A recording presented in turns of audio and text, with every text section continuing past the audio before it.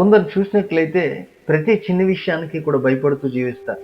అప్పుల కోసం భయం, చదువు కోసం భయము, పిల్లల కోసం భయము, ఆస్తి కోసం భయము, ఇలా అనేక రకాల విషయాలలో భయంతో జీవిస్తూ ఉంటారు. కానీ భయపడవలసిన వాటిలోనే భయపడకుండా ధైర్యంగా బ్రతుకుతున్నారు.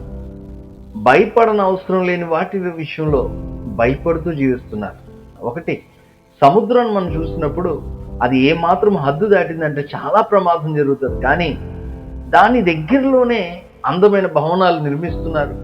మరి వాటి పైకి వెళ్ళి ఇక్కడి నుంచి చూసినప్పుడు ఎంత అద్భుతంగా ఉంటుందో, సముద్రం ఎంత చక్కగా కనపడుతుందో అని ఎంతగానో ఆనందిస్తున్నారు.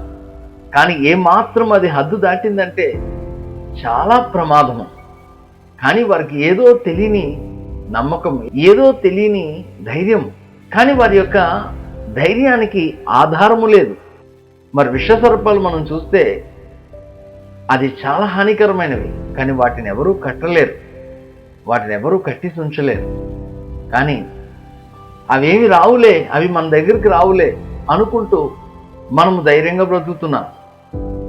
ఇవన్నీ ఆలోచన చేస్తే దేవుడే మనల్ని వాటి నుండి కాపాడాలి అని మనం నమ్మకం పెట్టుకుంటున్నాం. మరి అలాంటప్పుడు అప్పుల బాధల నుంచి దేవుడు ఎందుకు కాపాడాడు? అలాంటప్పుడు మన యొక్క చదువు విషయంలో, అలాంటప్పుడు మన యొక్క పనుల విషయంలో, అలాంటప్పుడు మన యొక్క ప్రయాణాల్లో, అలాంటప్పుడు మన యొక్క పిల్లల విషయంలో, అలాంటప్పుడు మన యొక్క ఆస్తి విషయంలో, అలాంటప్పుడు మన ఆరోగ్య విషయంలో దేవుడు ఎందుకు కాపాడు? ఖచ్చితంగా మనల్ని కాపాడే దేవుడుగా ఉన్నాడు.